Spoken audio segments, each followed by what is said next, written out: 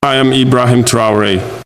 I am speaking to you without comfort, without ceremony, and without apology. If you are listening from Africa, listen closely. If you are listening from the diaspora, listen even closer. Because what I am about to say is not a speech. It is a warning. The black winter is coming.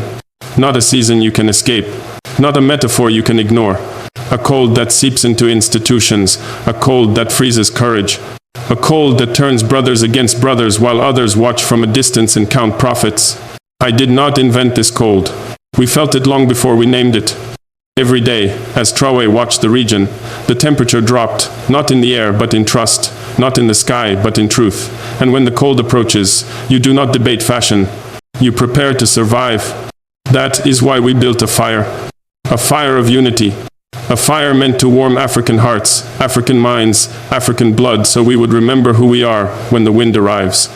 That is why we searched for wolves to take their skins, not to glorify violence, but to make coats strong enough to resist what is coming. That is why we raised mountains, physical and symbolic, so the storm would break before it reached our communities. And yet, while we prepared, some among us poured water on the fire. They shattered stones meant for mountains. They whispered doubt while the wind gathered strength. Ask yourself this and answer honestly in the comments. If you were born in Africa, do you believe you were taught the true history of this continent, or a version designed to make submission sound like wisdom?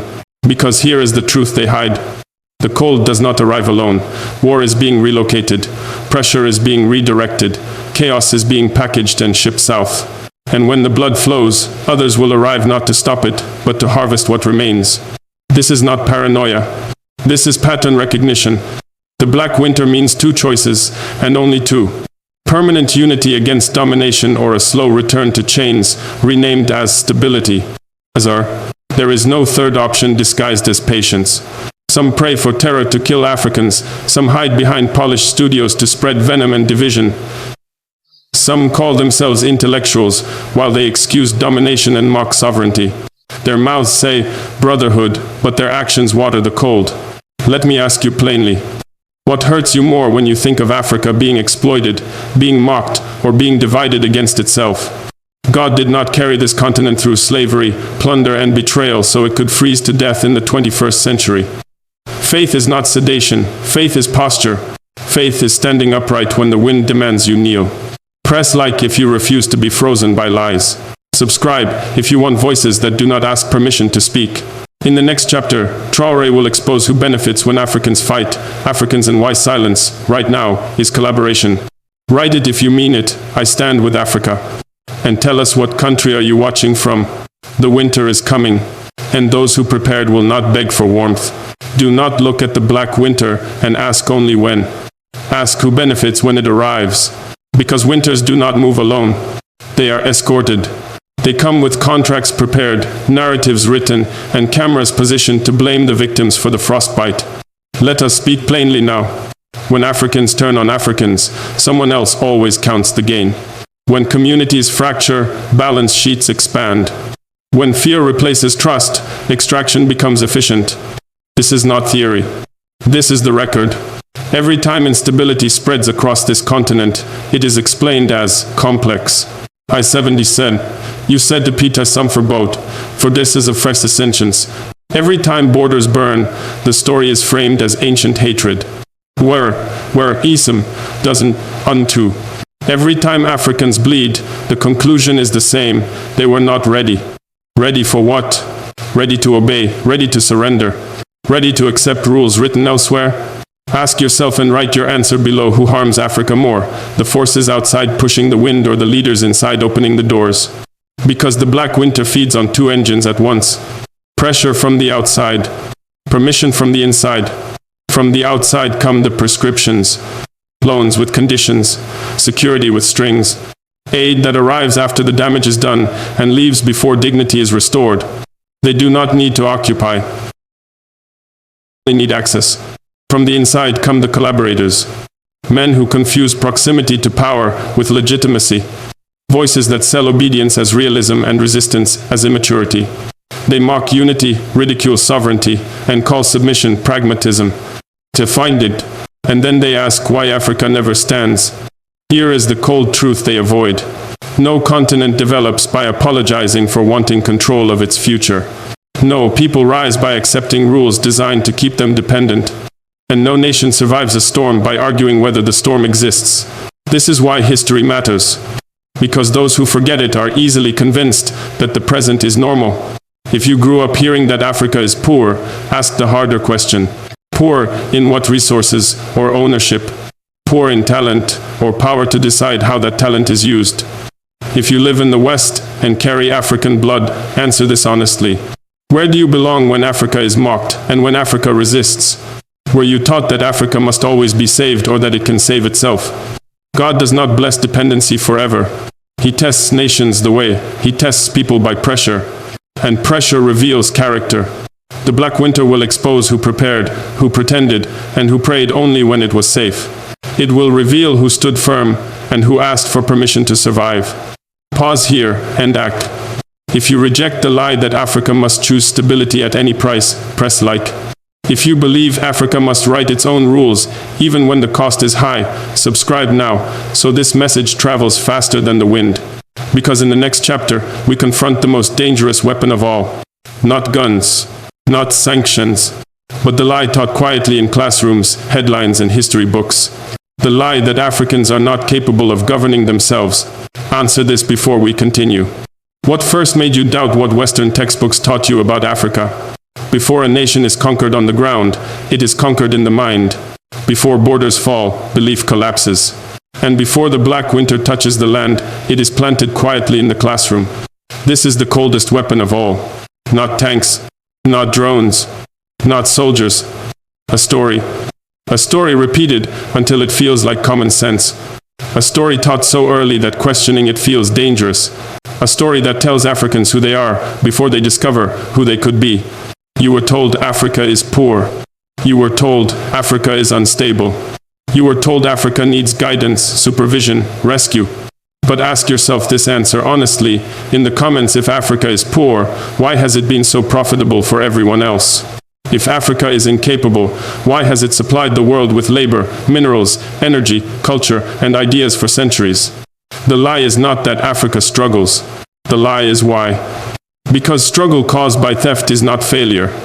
It is evidence. Yet the textbooks rarely say that. They skip extraction and emphasize chaos. They rename exploitation as assistance. To do minus. They describe resistance as radicalism. Mine, resam, with maybe some. This is how the mind is trained to accept winter as weather, not design. If you grew up in Africa, ask yourself this: were you taught your history as a sequence of defeats or as a series of interruptions imposed by force? Were your heroes framed as builders or as troublemakers? If you grew up in the diaspora, ask this harder question: were you taught to distance yourself from Africa to be accepted or to understand Africa to be whole? Because identity is political and confusion is profitable. A people unsure of themselves will outsource their confidence. A nation taught to doubt its capacity will borrow legitimacy. And borrowed legitimacy always comes with interest. This is why the Black Winter needs mental preparation. Because when pressure comes, those who believe the lie will panic. They will ask for guardians instead of unity. They will call obedience realism and courage recklessness. And then they will say, "We warned you." Boasty. No. You prepared them. God did not create a continent to be permanently supervised. He did not distribute resources unevenly by accident. And he does not awaken generations just to leave them confused. This is the moment of unlearning. Unlearning the idea that Africa must wait its turn. Unlearning the belief that sovereignty is dangerous. Unlearning the reflex to seek approval before action. Pause and act. You have ever felt anger or shame when someone called Africa a poor continent? Press like so this lie loses ground. Subscribe if you want history without permission and analysis without filters. Because in the next chapter, we expose how this mental winter is enforced not with truth, but with selective outrage, foreign applause, and silence disguised as diplomacy. Before we continue, answer this. What was the first moment you realized you were taught Africa's story from the outside looking in? Now, we turn to the mirror held up by the outside world, and to what that mirror refuses to show. Because repression does not survive on force alone. It survives on approval. En silence. On statements written far away, in clean rooms, by people who never stand in line to vote under rifles. This is where restriction gets repackaged as stability. When intimidation surrounds elections, the language shifts, not to clarify, but to anesthetize. Crackdowns become crowd control. Arrests become preventive measures. A strangled opposition becomes a tense political environment. And the theft of choice is renamed order. Thanks for watching. Ask yourself and answer in the comments, who benefits when fear is renamed peace? Foreign communiques arrive on time. We urge calm. We encourage restraint on all sides. We recognize the importance of stability. Notice what is missing. No demand for accountability. No insistence on equal access. No consequences for those who choke competition. Just symmetry where imbalance is obvious. This is not neutrality. This is permission. Because when powerful capitals clap politely, local power listens. When donors keep checks flowing, repression learns it can continue. When observers praise improvements while ignoring patterns, intimidation hardens into policy. Understand this clearly. External actors do not need to rig the vote. They only need to bless the environment. They only need to signal that long rule is preferable to uncertainty.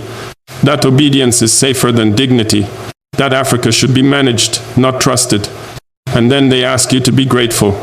If you have ever felt anger or shame when outsiders called Africa the poor continent, write it down. Poverty did not fall from the sky, it was organized. And it is defended by narratives that excuse extraction while scolding resistance.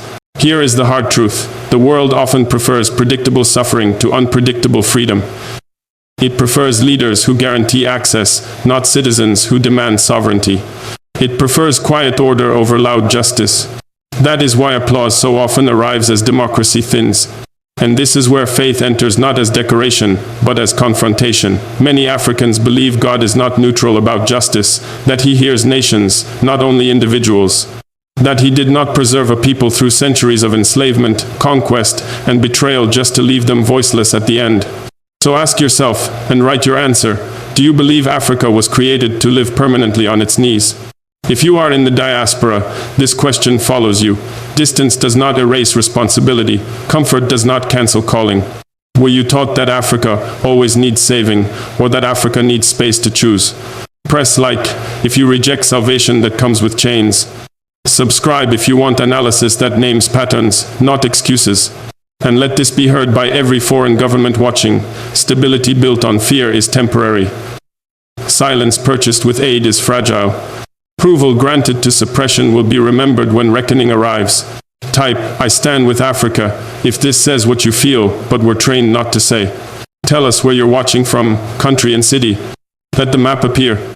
Because in the next chapter, we expose the most dangerous weapon of all, the one that turns Africans against Africans, transforms survival into suspicion, and brands unity as treason. Once you see how division is manufactured, you will understand why the winter grows colder. Here is the most effective weapon ever used against Africa, and it does not fire bullets. It turns brother against brother. It turns community into suspicion. It turns unity into a crime. This is where domination becomes efficient. Because when Africans stand together, empires panic. When Africans argue with each other, power relaxes. Division is not an accident. It is the plan. It is the tool. The operating system. Watch the pattern. Every time sovereignty is spoken aloud, someone shouts, tribalism. Every time unity is proposed, someone whispers, dictatorship. Every time resistance organizes, fear is injected, fear of regions, fear of religions, fear of language, fear of youth, fear of tomorrow. Answer this in the comments. Why is unity always called dangerous, but exploitation is treated as normal? Division works through repetition. Panels that argue identity instead of policy. Feeds flooded with insults dressed as analysis. Influencers paid to mock, not to explain. Pseudo-intellectuals rewarded for cynicism, not courage. They call this neutrality. It isn't. Neutrality that sides with decay is collaboration. Then comes the most poisonous lie of all. Africans cannot work together. I mean also offensive, E.X.E.C.U.T.I.ON. Reverent oxisive problem. That lie is taught, rehearsed, repeated, and eventually internalized. If you were born in Africa, answer this honestly. Were you taught your history as a record of achievement or as a catalogue of failure? Were you taught unity as strength or as fantasy? The history you inherit decides the future you tolerate. Here is the truth they avoid. Africans are not divided by nature. We are divided by incentives, systems that reward betrayal and punish solidarity, politics that elevate the loudest splitter and isolate the quiet builder. That is why traitors are always overrepresented. They are easier to manage than a united people. This is where faith enters, not as comfort, but as warning.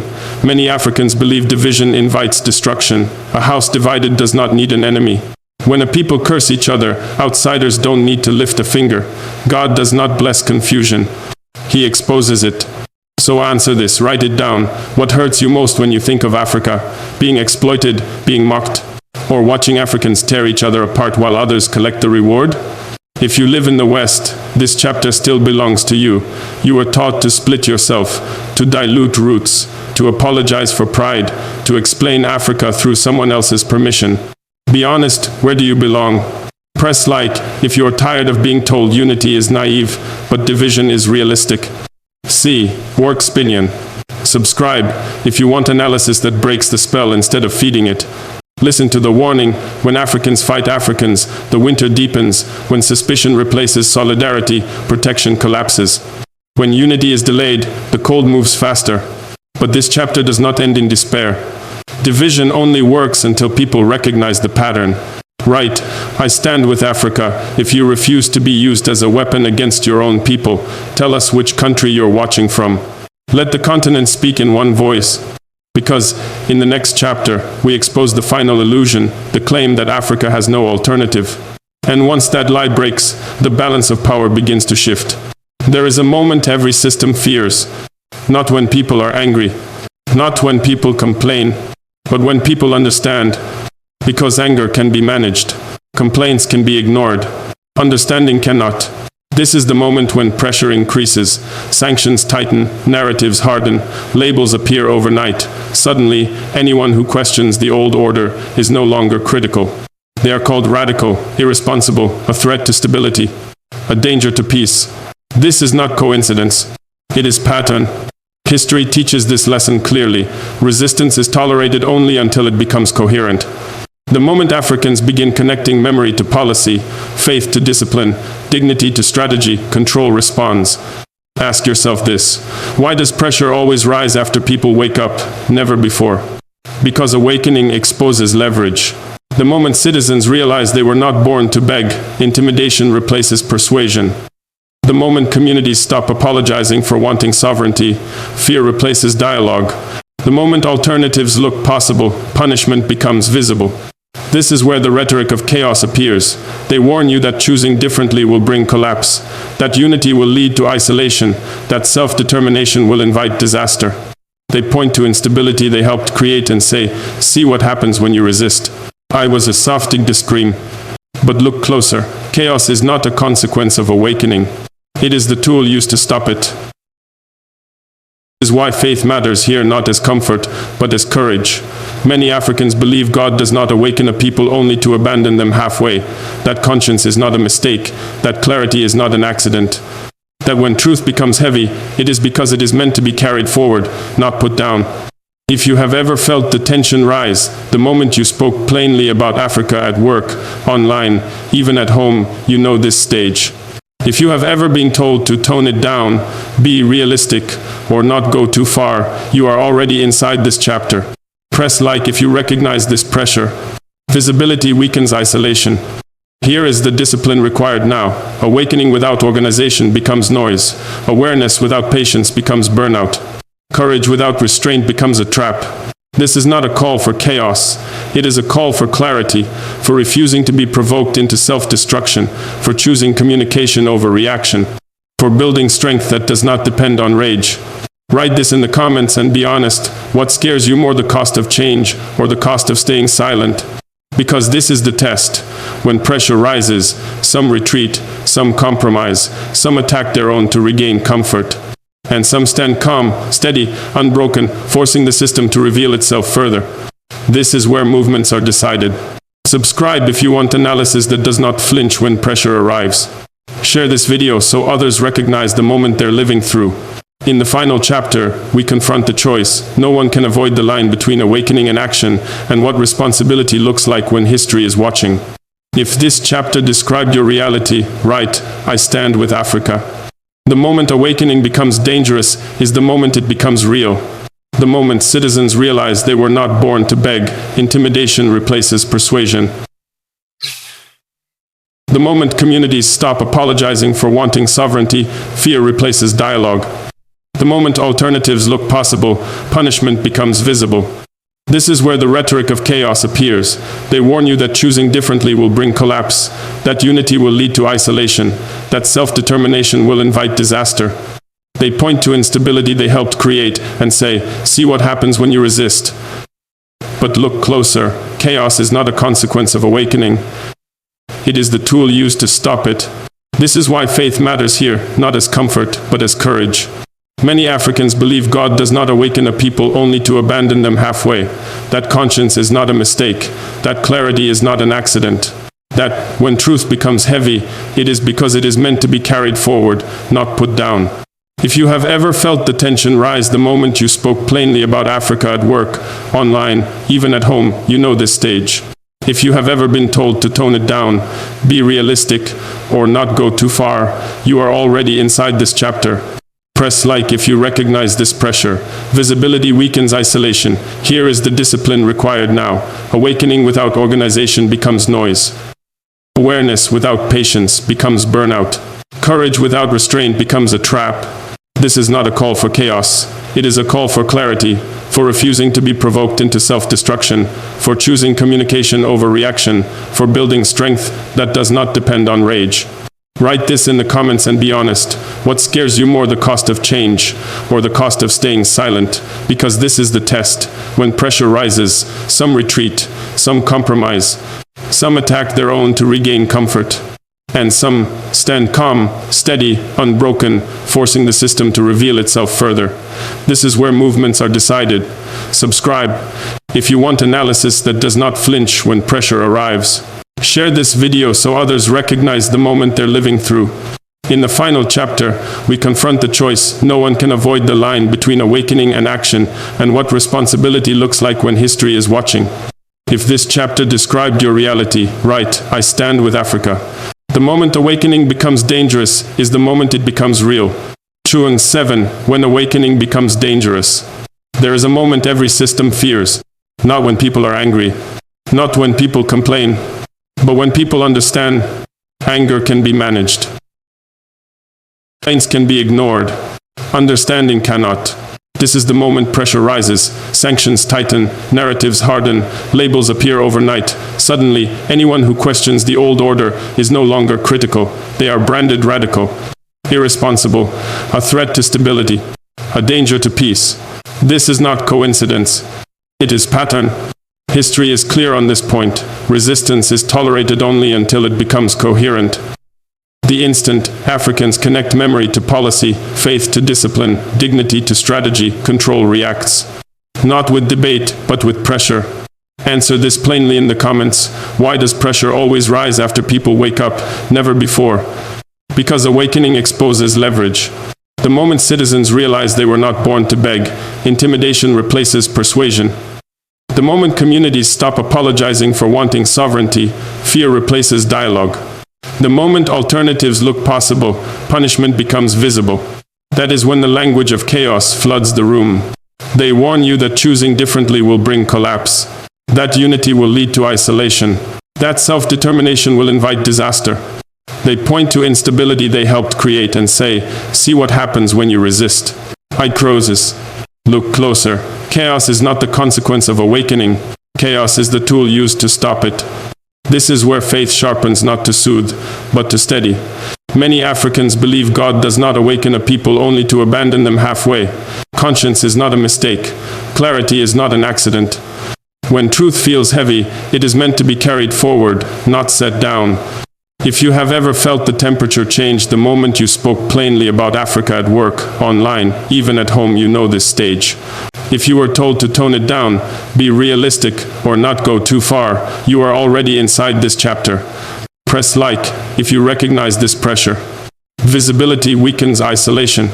Subscribe if you want analysis that does not flinch when pressure arrives. Here is the discipline required now.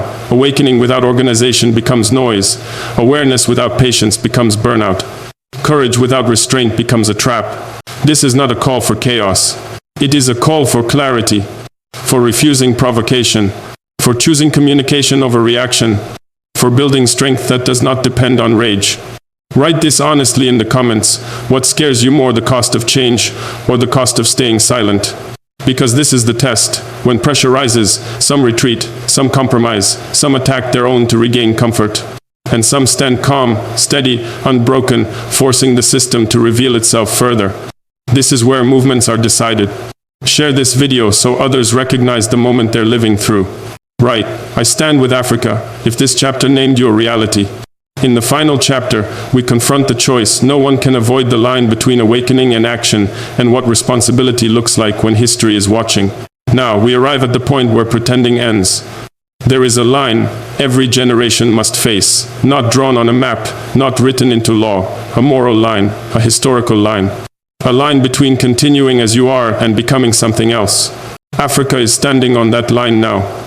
On one side is familiarity, managed elections, managed outrage, managed poverty, leaders who rotate faces but protect the same structures.